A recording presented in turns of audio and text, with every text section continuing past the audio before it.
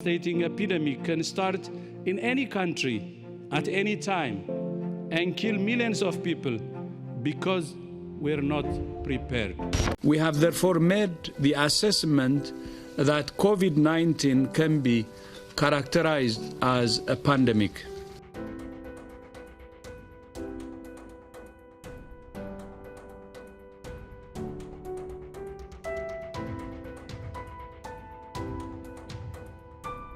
The pandemic has been going on for more than a year, affecting global health, economy, and trade.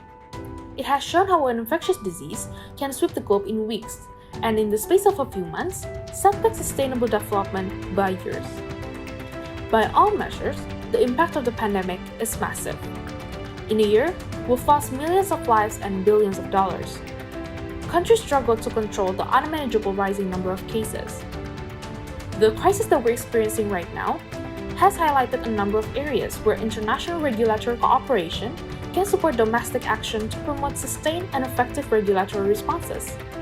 And this is where international organizations play a prominent role. One of the biggest roles is being held by the World Trade Organization. With hundreds of countries being its member, it's undeniable that the World Trade Organization is one of the biggest mediators for countries to keep up with international trade, especially with medical supplies trade. Ever since the virus outbreak, governments struggled to provide enough medical supplies for millions of infected people in their country, starting from ventilators, oxygen tanks, to vaccines. Since only a few countries are able to produce these medical supplies, this raises a burden for the World Trade Organization. What can the World Trade Organization do to help with this issue? But before that, let's trace back to the roots of the World Trade Organization, international organization. Let's see how international law views the role of international organizations.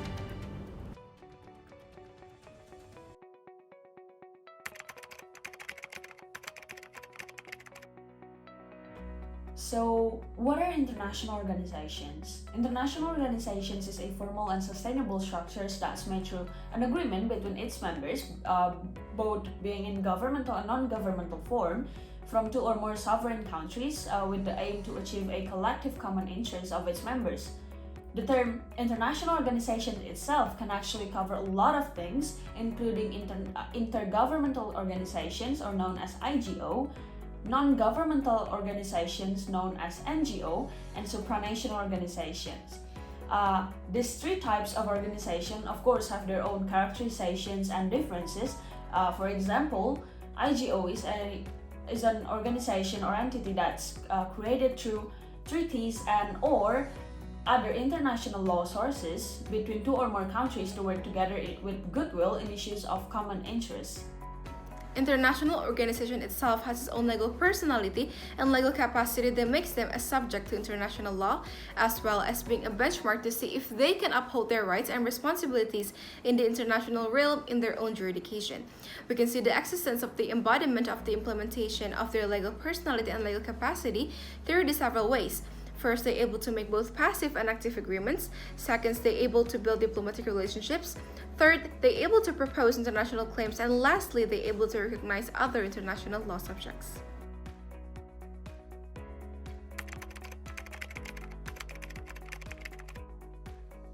Apa yang harus kita sadari saat ini bahwa krisis akibat COVID-19 merupakan tanggung jawab berskala internasional. Krisis pandemi COVID-19 merupakan ancaman yang serius bagi seluruh negara, terlepas dari mananya muncul permasalahan ini. Kualitas sistem kesehatan dan hak esensi negara. Sebuah negara bisa saja membasmi virus dan menurunkan jumlah kasus di negaranya, namun sangat mustahil untuk mempertahankan kondisi tersebut apabila secara internasional keberadaan virus ini masih belum dibasmi. The job and the role that should be done by international organizations in handling the COVID-19 pandemic is written in the UN Charter, and one of it is about the goals of international organization that's written in Article 39.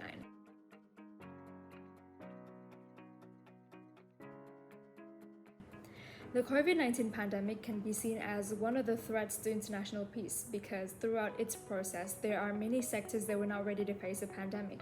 This is reviewed not only in the health sectors, but also in other sectors such as the economy and social sectors.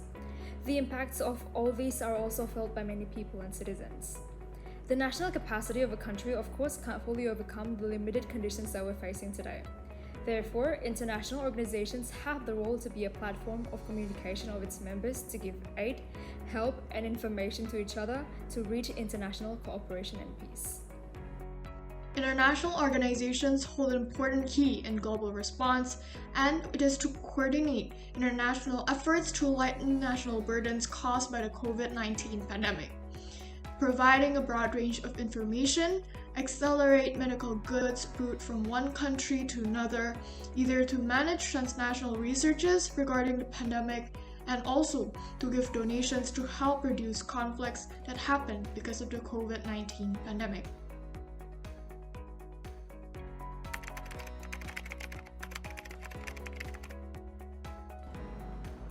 World Trade Organization atau WTO merupakan organisasi internasional mengatur perdagangan secara global yang menjadi susunan tataan dalam hukum internasional dan hampir mengikat seluruh bagian negara-negara di dunia. Aturan WTO yang berlaku tidak terlepas dari peranan General Agreement Traffic on Trade atau GATT, hak intelektual, DSU, dan penanaman modal, di mana pembentukan perundingan terjadi pada Uruguay Ground pada tahun 1986 sampai 1994 yang berawal dari negosiasi terkait pembantuan proses perdagangan barang, jasa eksportir maupun importir. WTO merupakan suatu wadah negosiasi perjanjian-perjanjian. Sejak 2001, pengambilan keputusan di bawah pantauan oleh Doha Development Agenda atau DDA. Sebagai contoh, peranan WTO dalam Indonesia adalah Indonesia menjadi pihak koordinator yaitu G33 yang terus melakukan perundingan perjuangan pertanian dan kemiskinan saat ini.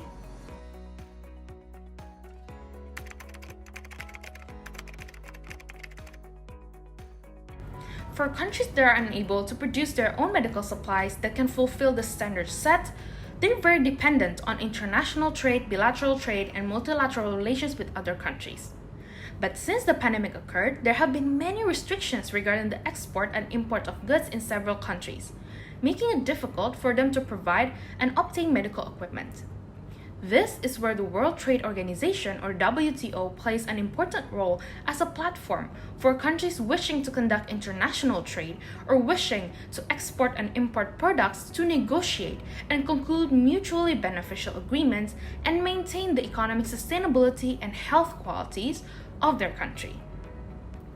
For example, there was a surge in the number of trades in medical devices and goods in 2020 by 16.3% from the previous year, gaining $2,342,844 in total. This is in contrast to the 7.6% decline in the overall international trade.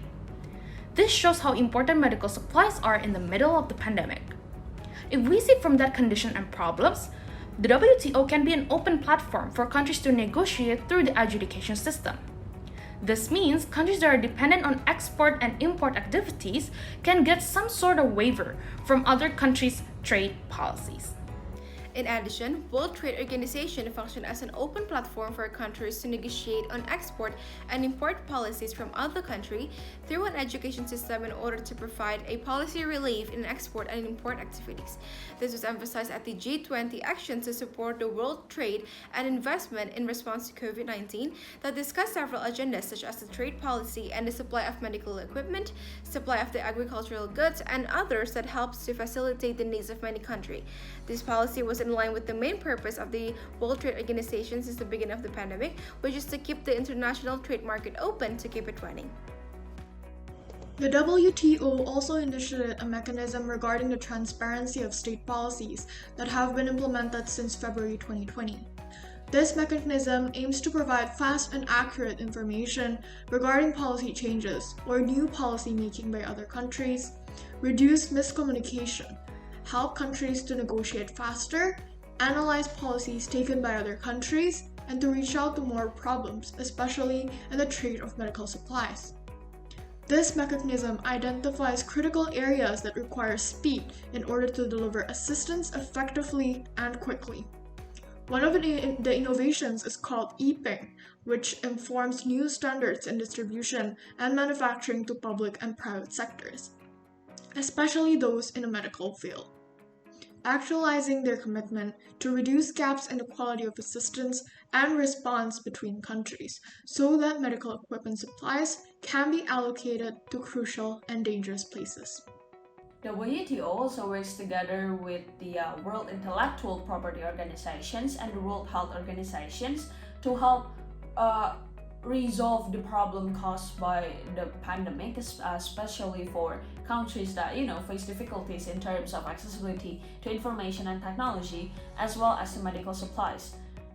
These three organizations collaborate together to organize practical workshops that aim to increase capacity building, increase information flow, specifically regarding information updates on the COVID-19 pandemic. Then these three organizations will also implement a joint platform and provide tripartite technicality help that can fulfill the medical technological needs for countries, as well as providing a one-stop shop that offers accessibility, IP, and information regarding trade issues that can be provided by those three organizations. Besides the problem regarding medical supplies, the problem of provision of vaccines also occurs and pushes the World Trade Organization to do something regarding this problem. There are many countries that don't have any access to vaccines, but there are some countries that can produce their own vaccines.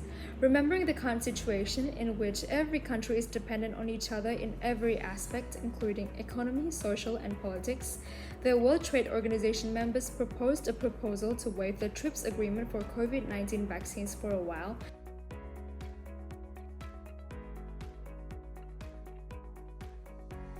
until most of the world's population reaches herd immunity. This TRIPS agreement waiver can expand and simplify access to vaccines all around the world. There will be more manufacturing companies in various countries that can produce vaccines, and then they can distribute it quicker, reaching more countries all around the world. If the TRIPS agreement wasn't waived, then there will not be many countries that can develop vaccines that are found in other countries, and the distribution wouldn't be as easy.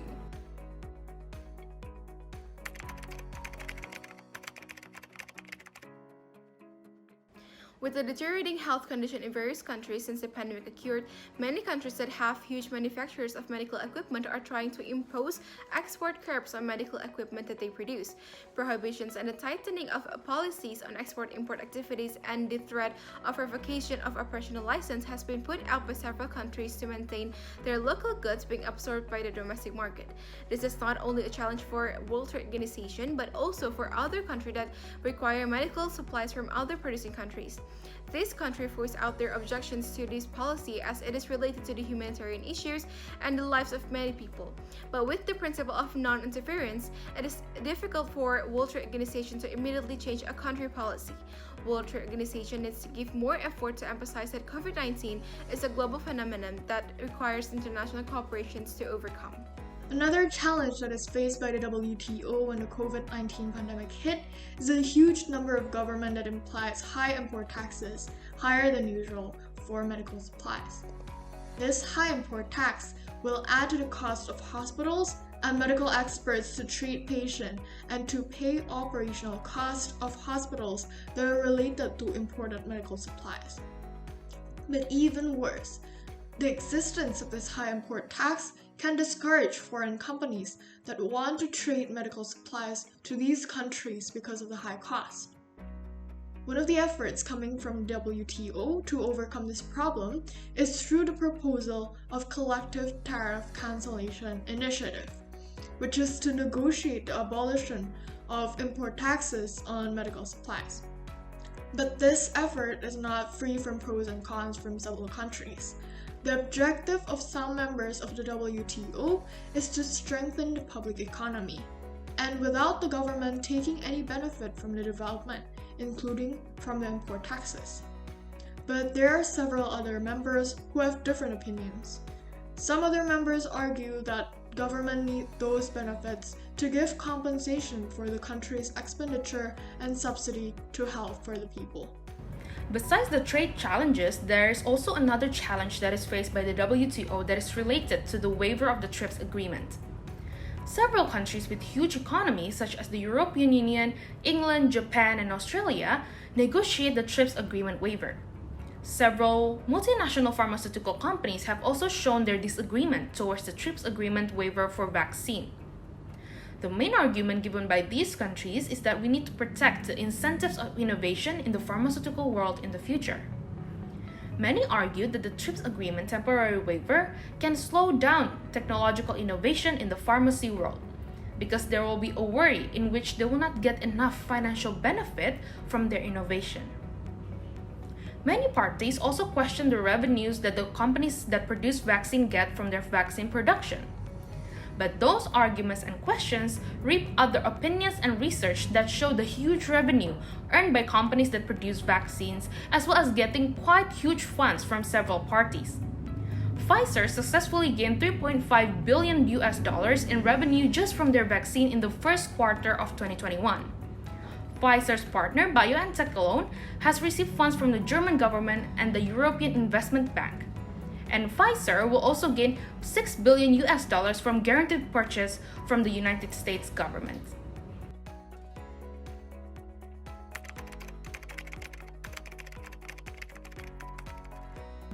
With the pandemic still existing, the World Trade Organization still must continue to strive, helping in finding solutions to the problems that exist today and the problems that will occur in the future. Therefore, the World Trade Organization still has some future plans that will be implemented. First, the cooperation between the World Trade Organization, the World Health Organization, and the World Intellectual Property Organization will continue to happen, especially in the case of giving workshops to countries. The cooperation between these three organizations in organizing workshops is planned to be done for the first time in September. These workshops are targeted to improve the knowledge and understanding of members regarding intellectual property rights and understanding technologies that are currently used to battle the COVID-19 pandemic. Kedua, WTO dan beberapa organisasi internasional ini seperti International Monetary Fund, WHO, World Bank, dan Organization Economic Cooperation and Development akan melakukan pertemuan rutin untuk membahas dan mengidentifikasi dampak yang disebabkan oleh pandemi terhadap perdagangan internasional dan menyusun sebuah rencana mobilitas Aids of Trade atau bantuan untuk perdagangan untuk memaksimalkan pemulihan ekonomi dan ketahanan negara. Selain itu, diskusi ini juga ditargetkan untuk membahas pengembangan dan pemenuhan kebutuhan negara-negara yang kurang berkembang yang mengalami hambatan selama pandemi COVID-19, serta pemulihan untuk mereka yang mengalami pandemi. Third, the WTO members will continue to make projections and predictions for annual global economic conditions, giving other countries an overview to then prepare themselves for a possible spike or drop in the economy in the following years. Some other WTO members have also proposed some recommendations that could be done by WTO members in the future. Korea, Canada, Singapore, New Zealand, and Switzerland have given coherent briefings to other countries in their national policies.